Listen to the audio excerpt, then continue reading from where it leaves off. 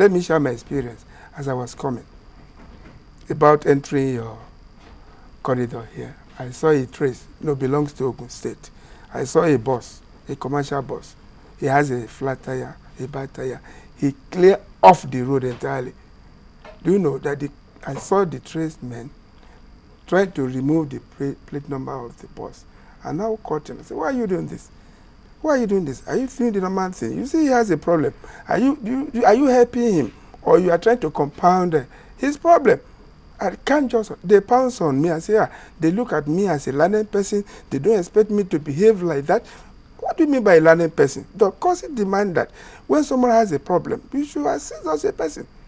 Do you know that? I even tried to see if I can see the plate number of the pickup they use. The pickup has no plate number, both front and back. Tell me. This is insulting. Well, because of the time schedule that I have in your station, I have to leave them. I have just lost my phone. Otherwise, I will have just snapped them and show you. So these are the things. These are the kind of things. And these are the reason why you see most of the trucks or vehicles plying Lagos roads that are in a rickety and dilapidated condition. Because the monies are supposed to use to maintain these trucks have been taken away directly or indirectly as a result of all these obnoxious policies. It's very disappointing. Now we raised, if I may come in here, we raised an issue which I didn't feel like I got a direct answer from your colleague here, who's the National President of Road Transport Employers Association, Mr. Ajewole. The issue is this. The Lagos State government has said it has embarked on an enlightenment campaign on what the law says. If you have an understanding of the law, you cannot feign ignorance of it.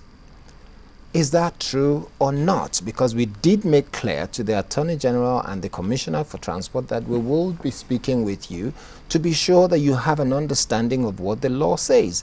Were you involved or engaged in the enlightenment campaign? We have not. You have not? We have not, as I'm talking with you now. Okay. Even I made a call to Alausa a few days ago. They said they are doing it batch by batch. That is not yet our turn. We are still waiting for that. But however, this law of 18, it is not law that we made. For example, about 40 years ago, I was a bachelor, living in a bachelor room, only me. Now that I've married with children, probably with 2, 3, 4, 5 wives, depending. Choice. Yes. Which one is it? No, I'm just saying it's a representation. It's a representation. There is no how I can expect that bachelor room to accommodate me. Now believing, relying in making laws. We will hate ourselves. That family will definitely hate themselves. It will be chaotic. See, if after 40 years now that I've married, common sense cannot tell me that I should look for a better accommodation where everybody can live freely. I'm just saying, you wake up, you sleep by 2 a.m., then allow person, you wake up by 4. So another person can sleep by 4. It doesn't work out. It doesn't work out that way. So I'm appealing, use this forum to appeal to the authority to give it a human face. Reconsider all these laws. I know there are challenges. Let there be a development. Infrastructural development, road expansion, and so many other things. There are ways by which we can address this chaotic traffic situation without rolling law. No matter how severe, no matter how the law is, there are limits to what the law can do. But Chief, basically, most of the contents of that law are not new to us. Yes, that is true. They had been there, just that they were not being enforced. What Lagos State is saying in effect now is that we intend to enforce it so we can have a more orderly society. That's what they're saying. Let me tell you. God that created us gave us only 10 laws. And most of us are breaking all these laws. Do you agree with me? And how come that we now give ourselves over 100 laws? How can one escape? You can't escape it. The traffic law is more than 100. How can it's a bait to catch motorists, to rid them of their proceeds. That's it. I don't think so. Yeah, you are entitled to that opinion. You are entitled to your opinion, but that's my view. That's my belief. So there are too many laws. There are less laws. Would you prefer that? Not even law. There are things law cannot address. Let's tell ourselves the truth. There are things the law cannot address. What would you propose? More enlightenment campaigns? More enlightenment, developmental, infrastructural development, so that even, by the way, now they make a law. They made a law that they are restricting truck from certain period of night, not even day. Then, do we have any central truck terminal where this truck can park during the day, so that they will not come? As I'm talking with you now, there is no place like that, and truck will not come from here. There's supposed to be a place, a designated place. Orile is meant for wet cargo. It's even inadequate. It's inadequate. It's made for tankers. There is no how a goods carrying, a container carrying vehicle can be using the same park with petroleum product carrying truck because of the hazard in their product. Okay, it's inadequate. So in your view now, they have put the cart before the horse. Of course. Before you can tell somebody, don't urinate there, you must have provide where that person, because any medically sound person must urinate. So that's what we even want the government to look into. Create a park, create a terminal, so that if you don't want them in the day or at any particular time of the time, go there. They will now say, but you can imagine, people will just be using it as a bait to catch motorists for their own personal and selfish. Maybe we should come back to Mr. Ajewole without the parable this time. Okay. If you can go straight to that point, were you involved in the Enlightenment campaign, or your turn is yet to come as well? Seriously, the information I gathered from Lagos State chairman of the organization was that the Honorable Commissioner for Transport has actually invited RTEA and NURTW with MOAS and ANACOA to the meeting you are referring to. But what we are saying in essence is, you know, the same students are in the classroom. Why did one ask first class and the other one ask was last in the class? Okay. So there must be adequate. What I'm saying in essence is, the Enlightenment should not be fire brigade owned or militarized system. Let it be gradual, so that everybody can assimilate one, then so that all the people concerned can adjust themselves. Like what my brother said, it's on choice. I have one wife, and somebody that has about 4 wives according to their belief or choice will be referring to somebody that has one wife that is more or less a second bachelor. You know what I mean? So it's a choice. So what I'm saying in essence is, let there be adequate time for that enlightenment. Like what my dear sister said, all what are embedded in that law were not new. It's actually in existence in the state for a very long time. But what we are saying in essence is, the whole world is facing a lot of economic recession, and Nigeria is not exception of this. Bear in mind that we are even in developing nation. Government should look at the unemployment rate that will fall out of that policy. The adverse effect, yes, that may lead to so many people to go back to their village, though they be saying that we have too many people in Lagos, let most of them go to their village. But at the end of the day, tell me, how would they reintegrate into where you are pushing them to? And that is why you find armed robber rate cannot reduce. In the other way around, or a lighter mode, sincerely, I give kudos to the executive governor of Lagos State. He is a man of the people, and he's also a man of God. Because when you don't take some decisive decisions at times, you won't get what you want to be in place. But there are some sensitive issues that you have to give room for human face for you to exercise that thing. There's an adage in Yoruba land that says, if you are telling your child that this thing I want you to do it like this, that child will turn you to a wicked father. So what that transforms is, let there be human face in most of the current policies. Yes, it's a welcome development that Lagos should be a mega city, one of the mega cities in the world. Fine.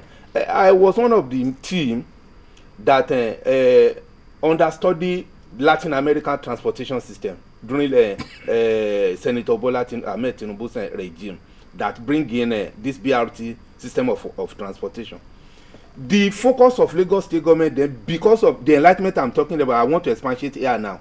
The focus of Lagos State government then, during the former governor, was the pilot scheme for that project is they are looking at Yanapaja, Iba, Aziz for the project.